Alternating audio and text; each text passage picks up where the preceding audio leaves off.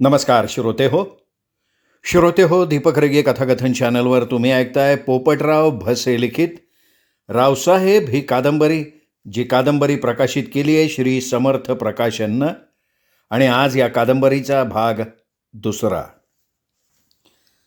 काळाच्या अंगी खरोखर फार मोठं सामर्थ्य असतं. डोंगरा एवढीच नाही तर आकाशाला गवसणी घालणारी प्रचंड मोठी दुःखसुद्धा काळ लीलया पचवायला लावतो. त्याच्या ओघात सुगंधाचा कसा काय विसर पडत गेला हे रावसाहेबांना समजलं सुद्धा नाही. सुगंधाला जाऊन 1 महिन्यापेक्षा अधिक काळ उलटलेला होता. मृग नक्षत्रानंतरचं आर्द्रा नक्षत्रही संपत आलं होतं. पावसाची संततधार चालू झालेली होती.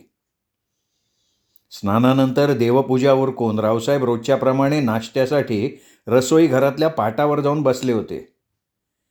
त्यांच्यापुढे पाठ मांडताना त्यांनी जिजाला विचारलं, सकाळपासनं धनाजी दिसला नाही जिजा. गाणा भाऊ न बरं नाही म्हणून ते ट्रॅक्टरबरोबर भाजी मार्केटमध्ये गेलेत, येतीन एवढ्यात. काही काम होतं का त्यांच्याकडं? नाही काम नव्हतं, पण दिसलं नाही म्हणून सहज चौकशी केली. नाश्त्यासाठी भाजी काय केली आहे? बेसन पोळी. कालच्यासारखी तिखट नाही ना? नाही, कालच्या भाजीत चुकून तिखट जास्त पडलं होतं.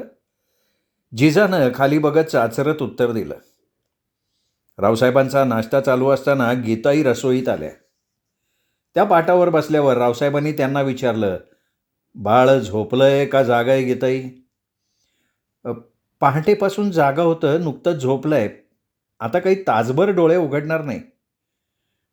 त्या डॉक्टरताई येणार होत्या बाळाला तपासायला. परवा येऊन गेल्या. काय म्हणाल्या? बाळ ठणठणीत आहे म्हणाल्या.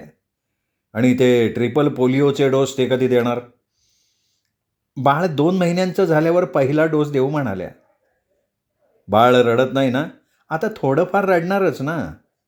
बाळ रडलं नाही ना तर त्याची पचनक्रिया बिघडते. रोज संध्याकाळी जेवणानंतर बाळाला घडीभरासाठी माझ्या शयनगृहात आणू शकाल? आणीन की. बाळ आता 1.25 महिन्याचं झालं आहे. आता त्याला पाळण्यात पण घालायचं आहे. पाळण्यात घातल्यावर साध्या पद्धतीनं फक्त साखर पान वाटायचं आणि बाळाचं नाव ठेवायचं. काय नाव ठेवणार आहात? रावसाहेब, तुम्ही जन्मदाते आहात, तुम्ही सांगाल ते. नाही गीताई, बाळाचं संगोपन तुम्हाला करायचं आहे. पाळण्यात कधी घालणार तेवढं सांगा फक्त. येत्या सोमवारी सकाळी 11 वाजता.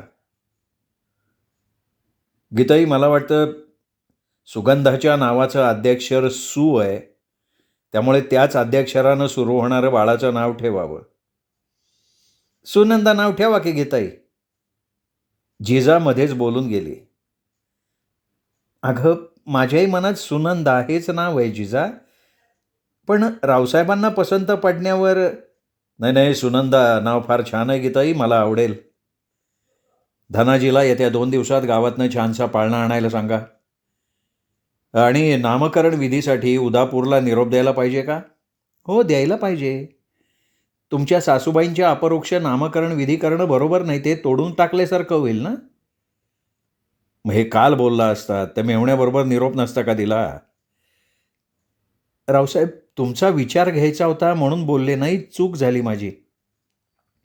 गीताई अपराधी स्वरात म्हणाल्या. नाही, मनाला लावून घेण्यासारखी गोष्ट नाही आहे गीताई ही. आपल्याकडे टेलिफोन आहे की. संध्याकाळी उदापूरला फोन करतो मी. चपाती देऊ का रावसाहेब? नाही, नको. आणि चपातीला तूप जरा कमी लावत जा जिजा. दुधात साखर कमी टाकत जा आता. ताईसाहेबांना तर तुम्ही. त्यांचा जमाना गेला जिजा. मी सूचना द्यायला लागलो की त्या डोळेवाटा राहायच्या. इथे एकमेव त्यांची सत्ता होती जिजा. दुपारी जेवायला कधी येणार रावसाहेब? येतो 1 वाजता. पण माझ्यामुळे तुमच्या जेवणाची वेळ बिघडत चालली आहे. माझी वाट बघत बसण्यापेक्षा मला यायला उशीर झाला तर तुम्ही जेवून घेत जा. नाही रावसाहेब, तुम्ही जेवल्याखेरीज आम्ही नाही जेवणार. ठीक आहे, मग आजपासून मी जेवायला वेळेवर येत जाईन. रावसाहेब, बऱ्याच दिवसानंतर तुमच्याबरोबर मन मोकळं बोलायला मिळालं, फार बरं वाटलं. गीताई स्मितवदनानं म्हणाल्या. गीताई, अहो तुमच्या अंगाखांद्यावर खेळलोय मी. तुम्ही मला आईची आठवण येऊ दिली नाहीत. पोटच्या मुलासारखं सगळं केलं माझं. आणि मी सुद्धा तुम्हाला कधी परकं मानलं नाही आणि इथून पुढेही तुम्हाला मी परकं मानणार नाही. पुन्हा तुम्हाला सांगतोय आज मी गीताई हे. तुम्ही मला फक्त जन्म दिला नाही म्हणून तुमची योग्यता तसूभरही कमी होणार नाही गीताई या घरात. रावसाहेब पाटावरनं उठत म्हणाले. रावसाहेब, पावसाची रिपरिप चालू आहे. मी मोटरसायकल घेऊन नाही जाणार गावात, मी जीप घेऊन जाणार आहे. धनाजी आल्यावर चंद्राला गोठ्याकडे घेऊन जायला सांगा. जीप चालवायला ड्रायव्हर बघणार होतात ना? पाणथळा कमी झाल्यावर ड्रायव्हर बघायचा असं मी ठरवलंय. बरं, मग आत्ता गावात जाणार आहात का गुऱ्हाळाकडे? गुऱ्हाळाकडे जातो. गणाभाऊला बरं वाटत नसलं तर त्याला दवाखान्यात घेऊन जातो. रावसाहेब वरांड्यातनं खाजगीच्या खोलीकडे गेले. सरदार जहागीरदाराप्रमाणे डोक्यावरची परडी वगळता आजकालचे संत्री मंत्री घालतात तसा पेशवाई थाटाचा पोशाख रावसाहेबांच्या आवडीचा होता. सफेद रंगी नॅरो पॅन्ट आणि पांढरा बदामी पिवळ्या रंगाचा खादीचा फुल मॅनिला ते क्वचित घालत असत. कधीकधी ते साधा शर्ट पायजामासुद्धा घालत असत. कपाट उघडलं. मधल्या कप्प्यातल्या चवडीवरचा पुढचा 9-10 इंची बॉटमचा पायजामा आणि उंची नारंगी खादीचा नेहरू घालून त्यांनी रोजच्याप्रमाणे कुरळ्या केसांवरनं कंगवा फिरवून झाल्यावर गळ्यात 5 तोळ्यांचं लॉकेट आणि डाव्या हातातल्या 2 बोटात 2 रत्नजडीत अंगठ्या घातल्या. उजव्या हाताच्या मनगटात सोन्याचे पट्टे असलेलं परदेशातून मागवलेलं महागडं घड्याळ घातलं. पायात बिगरलेसचे काळे कुळकुळीत बूट सरकवले आणि हातात छत्री घेणार तेवढ्यात वाड्याबाहेर ट्रॅक्टर थांबल्याचा आवाज आला. रावसाहेब वरांड्यात येऊन उभे राहिले. मिनिटाभरानं सुभान धनाजीसह वाड्यात शिरला. पावसाने ते अर्ध्याधिक भिजले होते. ते रावसाहेबांच्या समोर येऊन उभे राहतात. रावसाहेब त्यांना म्हणाले, पाऊस वाढलाय सुभान, थंडगार हवा पण वाहतीये म्हणून आधी कापडं बदलायला जा. आम्ही अर्धे अधिक भिजलोच होत मालक. 2 निरोप सांगायचे. अरे निरोप कुठे पळून जाणार नाहीत. नाही, तुम्ही बाहेर निघालात म्हणून.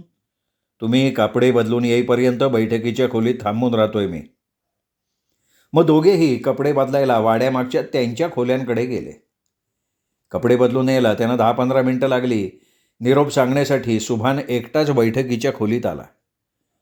तो बैठकीच्या गादीवर बसला तेव्हा रावसाहेबांनी त्याला विचारलं, काय रे, कोणाकोणाचे निरोप आहेत?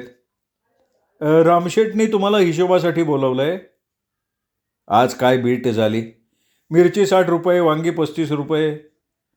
आणि दुसरा निरोप कोणाचा आहे? मोहन शेठचा. कुठे भेटले मोहन शेठ? बाजारपेठेतून येताना भेटले. काय म्हणाले काय? काल 2दा फोन केला म्हणाले, तुम्ही फोन उचलला नाही म्हणून त्यांनी भेटायला सांगितलंय. ठीक आहे. जेवल्यावर वांगी तोडायला सुरुवात करा. पावसानं उघडीप दिली तरच बायांना मिरच्या तोडा म्हणावं. बायांकडे गिरली आहे की मिरच्याचा तोडा थांबवता येणार नाही मालक.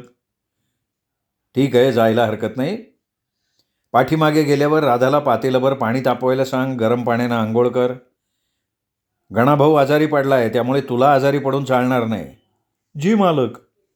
सुभान उठत उठत म्हणाला. तेवढ्यात फोनची रिंग वाजायला लागली. रिसिव्हर कानाला लावून रावसाहेबांनी विचारलं, हॅलो, कोण आहात आपण? मी मोहनलाल शाह. हां, बोला की शेठजी. अहो, मी काल दुपारी तुम्हाला 2दा फोन केले ते रावसाहेब. अहो, फोन वाढत असतो शेठजी. आणि काल दुपारी मी माधव बागेत होतो. बोला बोला, काय केलात फोन? विषय तुम्हाला माहिती की रावसाहेब. अहो, विकायला माल नाही त्यामुळं माशावर माशा मारत बसायची पाळी आली बघा. शेठजी, मी सरळ मार्गी माणूस आहे. माझी मनस्थिती सध्या ठीक नाही आहे त्यामुळे मला जास्त बोलायला लावू नका. नाही, बोलायला नाही लावत रावसाहेब. अहो, मी आज रोज आपल्याला गेल्या वर्षीची सगळी थकबाकी द्यायला तयार आहे. तुमच्याकडे गेल्या वर्षीची किती बाकी आहे लक्षात आहे ना? अहो, जातीवंत व्यापारी आहे मी रावसाहेब. चवली पावलीचा सुद्धा हिशोब ठेवायची सवय आहे मला. माझ्याकडं तुमचे 10,13,750 रुपये एवढं येणं आहे. सदर रकमेचा बेरर चेक मी काल दुपारीच लिहून ठेवला आहे. किती गुळखडे पाहिजेत तुम्हाला? कमीत कमी 1,000. पेमेंट कधी कराल? महिन्याभराची सवलत द्यावी रावसाहेब. ॲडव्हान्स चेक द्यावा लागेल, मान्य? अहो, मी काय कारगाव सोडून पळून जाणार आहे का रावसाहेब? गेल्या वर्षी अचानक मुलीचं लग्न ठरलं, त्यामुळे तुम्हाला नाही पेमेंट करता आलं. यावेळी नाही होणार तसं. माझी काही जहागिरी वाया चाललेली नाही आहे शेठजी. 30-40 कामगार पोसायचे आहेत मला. सल्फेट, औषधं, बी बियाणं, मशागत, इंधन, लाईट, पगार, दुरुस्त्या, आजार, देणग्या, घरखर्च सगळं शेतीच्या उत्पन्नातनं भागवावं लागतं आहे मला. अहो, तुम्ही मोठी माणसं जर अशा प्रकारे गयावया करायला लागली तर आमच्यासारख्या तुमच्या आश्रितांनी कोणाच्या वळचणीला जाऊन उभं राहायचं? तुम्ही तर काय गोडबोली शिडीजी आहेत तुम्ही. अहो, पोट भरण्यासाठी परमुलकातनं आलो रावसाहेब.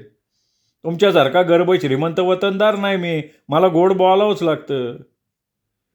तुमच्या मुत्सद्दीपणाला दाद द्यायला हवी बरं का. नाही, गैरसमज करून घेऊ नका रावसाहेब. रेट सांगा. रेट गेल्या वर्षीचाच द्या शेठजी. राजमल राठोड, केशवचंद ओसवाल यांच्याकडनं यावर्षी मी 2 रुपये वाढवून घेतलेत, पण तुमच्यासारख्या जीवाभावाच्या माणसाकडे मी रेट वाढवण्याचा आग्रह नाही करू शकत. गावात कधी येत आहे? येईन 1.5-2 तासांनी. मग पेढीवर यायच्यापेक्षा घरीच या की. का पेढीवर का नको? अहो, तुमची भेट घ्यायची सुनीता भाभीची लय इच्छा आहे. 4 दिवसापूर्वी मुलगी पण आली सासरून. ठीक आहे, घरी येईन मी, पण गोड खाण्याचा आग्रह नका करू. चालेल की. फोन क्रेडलवर ठेवून रावसाहेब उठले. गुऱ्हाळाकडे जायचं होतं. ते बैठकीच्या दारात जातात न जाता तोच फोनची रिंग पुन्हा वाजायला लागली. रावसाहेबांना माघारी वळायला लागलं. रिसिव्हर कानाला लावून त्यांनी विचारलं, हॅलो, कोण? मी आहे संभाजी जाधव. बोला राजे, वाड्याची वाट विसरलात का काय? नाही रावसाहेब. अहो, जेव्हा जीव असेपर्यंत वाड्याची वाट विसरू शकणार नाही मी. तुमच्यासारखा दिलदार प्राणप्रिय साखा मिळाला आहे. माझं भाग्य आहे रावसाहेब. राजे, अहो, देशमुख आडनाव सोडलं ना तर तुमच्यासारखा साधा सामान्य तरुण आहे मी. अलीकडे तुम्ही सुद्धा इतरांसारखी माझी अवास्तव स्तुती करायला लागलाय. नवल वाटतंय मला. राजा हंसाला बदल म्हणायचं नसतं रावसाहेब. बरं, ते जाऊ द्या. फोन का केलात? काय तुमच्या कांतावहिनीला आषाढ तळायचं आहे? मग अडचण काय आहे? नाही, तुम्ही येणार असला तर तळीन म्हणली. म्हणजे त्या निमित्तानं तरी तुमचे पाय आमच्या उमऱ्याला लागतील ना रावसाहेब. आषाढ कधी तळायचं आहे कांतावहिनीला? काय तुमच्या सवडीनुसार. आज म्हणलं तर आज. नाही, आज नको. आज तासाभराने मला मोहनशेठच्या घरी जायचं आहे. सुनीता भाभींनी आवर्जून बोलवलं आहे. मग उद्या 12-1च्या दरम्यानची वेळ सांगू का कांताला? सांगा, पण दिवाळीपर्यंत गोड पदार्थ वर्ज्य आहेत मला. माहिती की मला.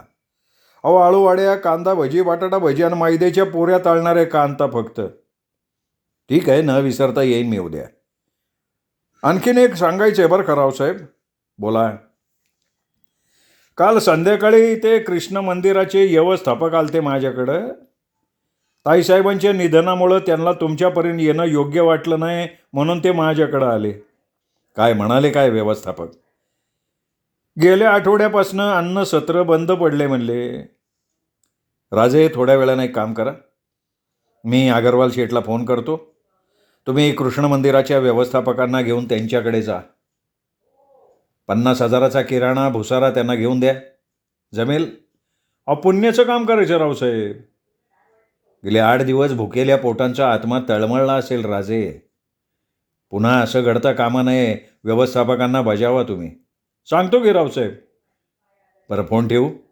आमचा मुकादम आजारी पडलाय म्हणून तातडीनं गुऱ्हाळाकडे निघालो होतो मी. तासभर होऊन गेला त्याला. असं म्हणून रावसाहेब फोन ठेवून उठले.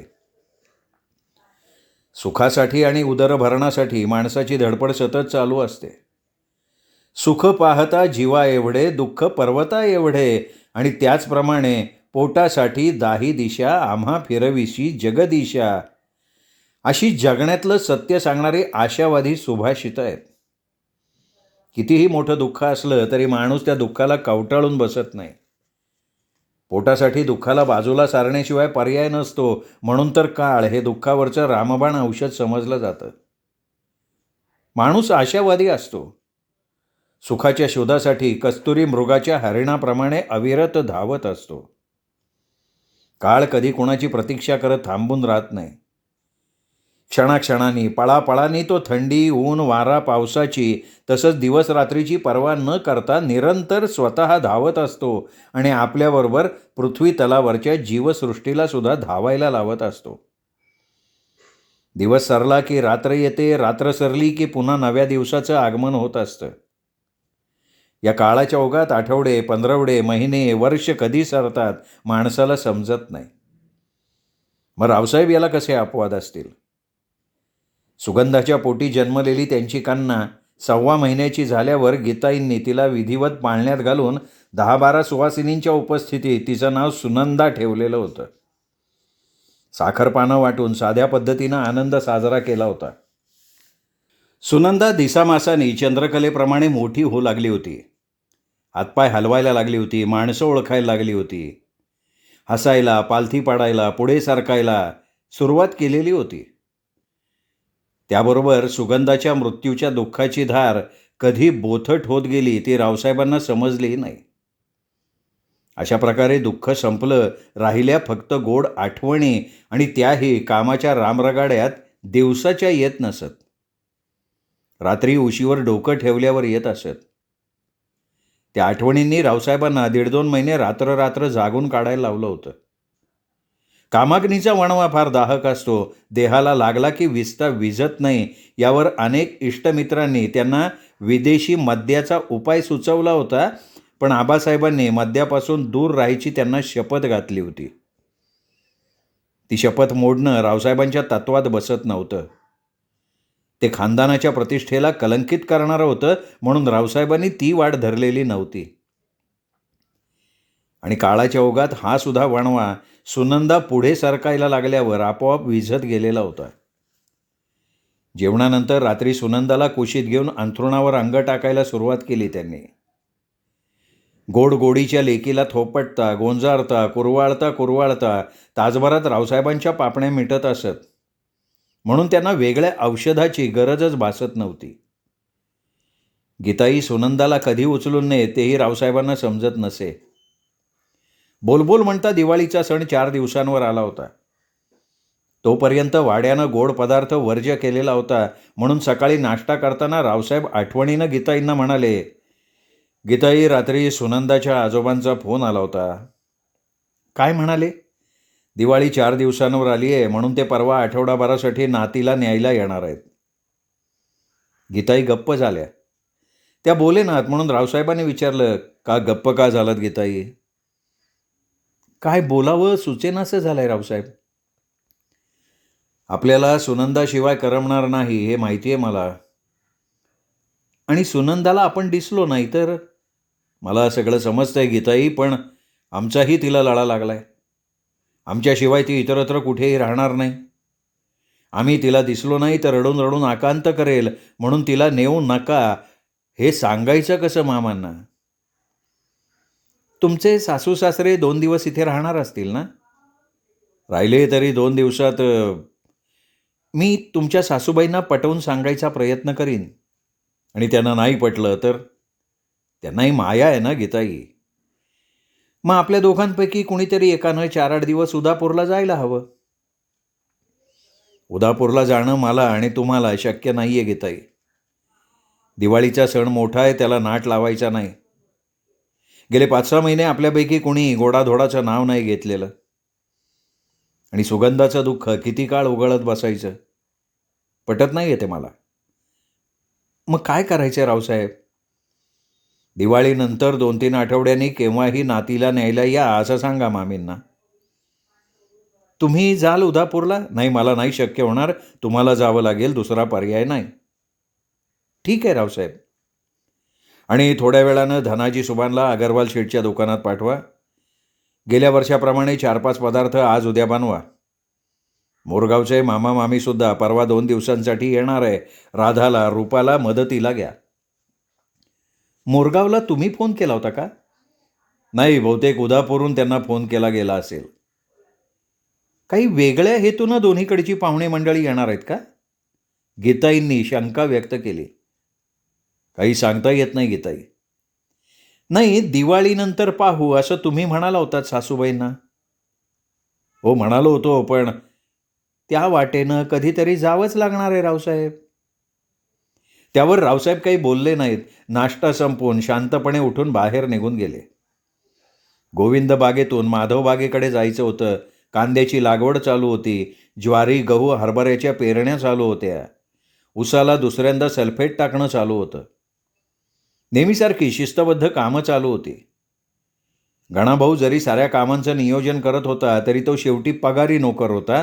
त्याच्यावर पूर्णपणे विसंबून राहणं चालण्यासारखं नव्हतं. म्हणून तर रावसाहेबांना कमीत कमी दिवसाआड तरी दोन्ही बागांना भेटी द्याव्या लागत होत्या. ते आउट हाऊसमधनं जीप बाहेर काढत असताना सोमनाथ आला.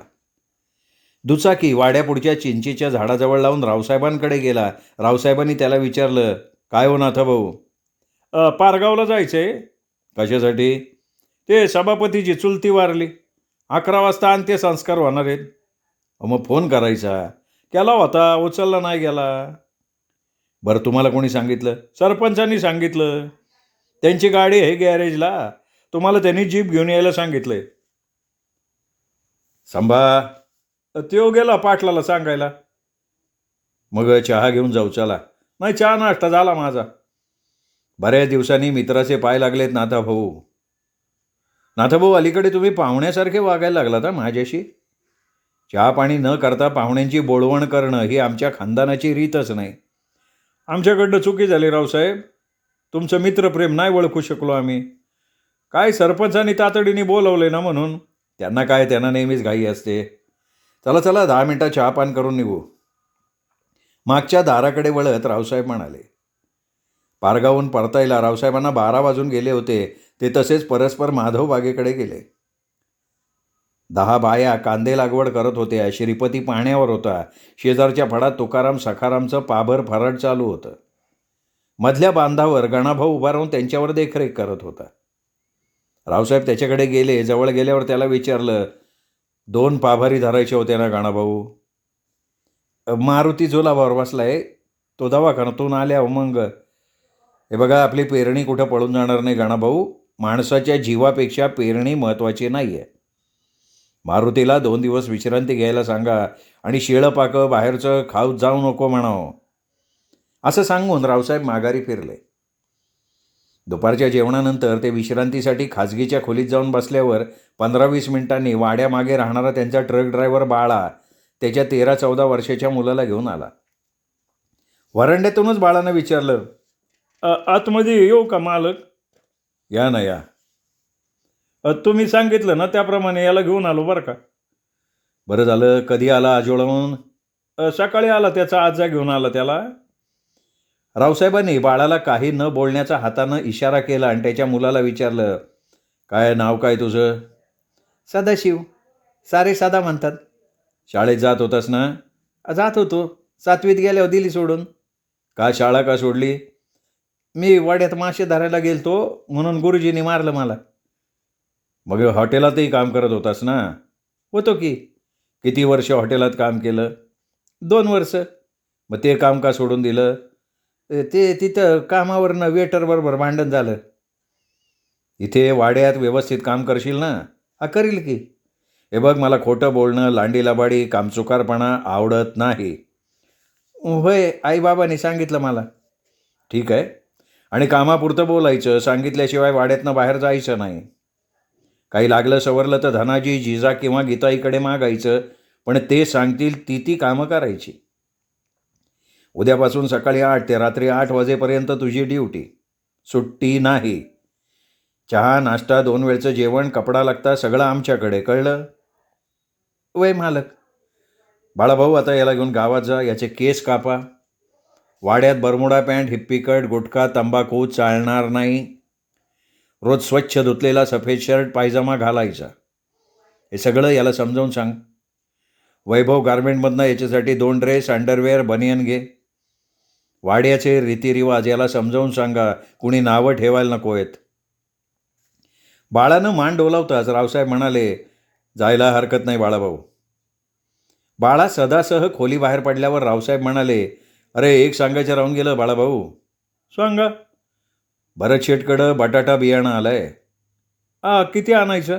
5 टन आणा. जाताना सदाच्या कपड्यांसाठी गीताईकडनं 1000 रुपये घेऊन जा. आणखीन एक आत्ताच सांगून ठेवतोय. पारेख फार्म हाऊसमधून शेणखताच्या बटाट्यासाठी उद्या परवा 10 गाड्या आणायच्या आहेत. मग ठीक आहे मालक, आणतो की मी. श्रोते हो, तुम्ही ऐकत होतात पोपटराव भसे लिखित रावसाहेब या कादंबरीचा तिसरा भाग ऐकण्यासाठी उद्या भेटूयात दीपक रेगे कथाकथन चॅनलवर. तोपर्यंत नमस्कार श्रोते हो.